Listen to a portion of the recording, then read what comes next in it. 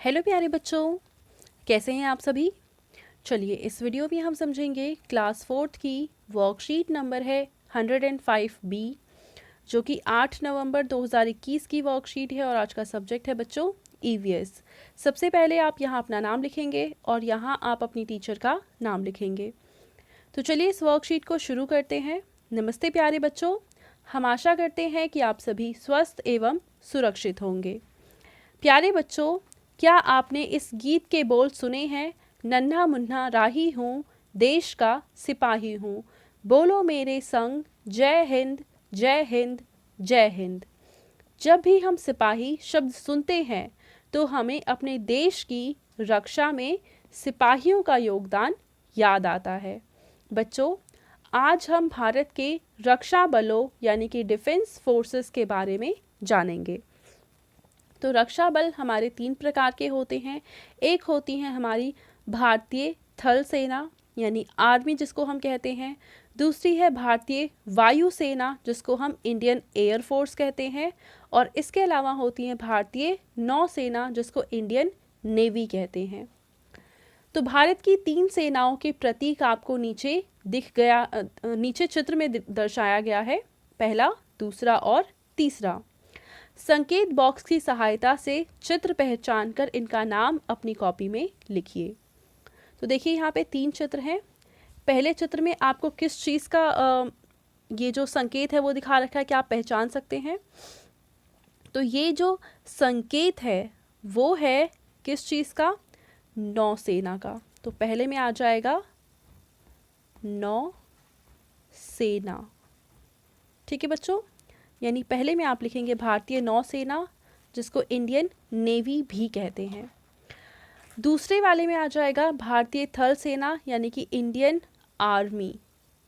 और तीसरे वाले चित्र जो है वो है भारतीय वायु सेना यानी इंडियन एयर फोर्स का। ठीक है, तीनों बैच हमने पहचान लिए।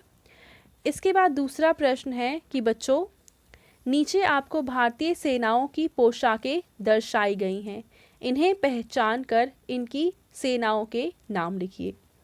तो जो पहली ड्रेस है वो है भारतीय थल सेना की। किसकी? भारतीय, मैं भारतीय नहीं सिर्फ थल सेना लिख देती हूँ, आप भारतीय अपने आप लगा लेना। ठीक है, पहली है थल सेना की। और जो दूसरी ड्रेस आपको दिख रही है ब्लू वाली, ये होती है हमारी वायु सेना की ड्रेस। किसकी होती है ये? वायु सेना।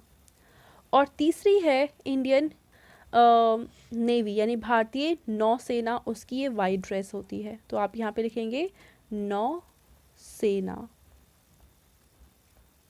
ठीक है, अब इसके बाद तीसरा प्रश्न है कि अपने अध्यापक या अध्यापिका की सहायता से नीचे दी गई तालिकाओं में सेनाओं का उनके उच्चतम पद यानी हाईएस्ट पोस्ट से मिलान करके अपनी कॉपी में लिखिए।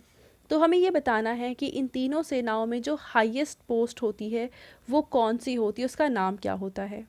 तो देखिए, सबसे पहले अगर हम बात करें भारतीय वायु सेना की, तो इसके होते हैं एयर चीफ मार्शल।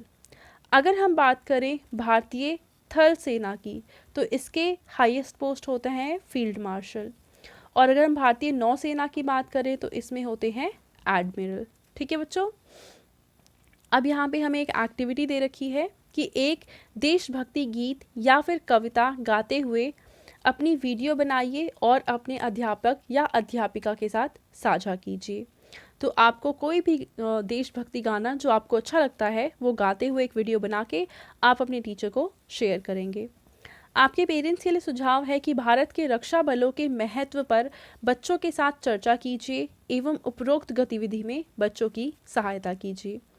तो बच्चों, ये थी आज की हमारी EVS की वर्कशीट एंड आई होप आप सभी को ये वर्कशीट बहुत अच्छे से समझ में आ गई होगी। और बच्चों, अगर आपको ये वीडियो पसंद आई है तो उसको ज़रूर लाइक करें, अपने फ्रेंड्स के साथ भी शेयर करें और इस चैनल को सब्सक्राइब कर लें। Thank you.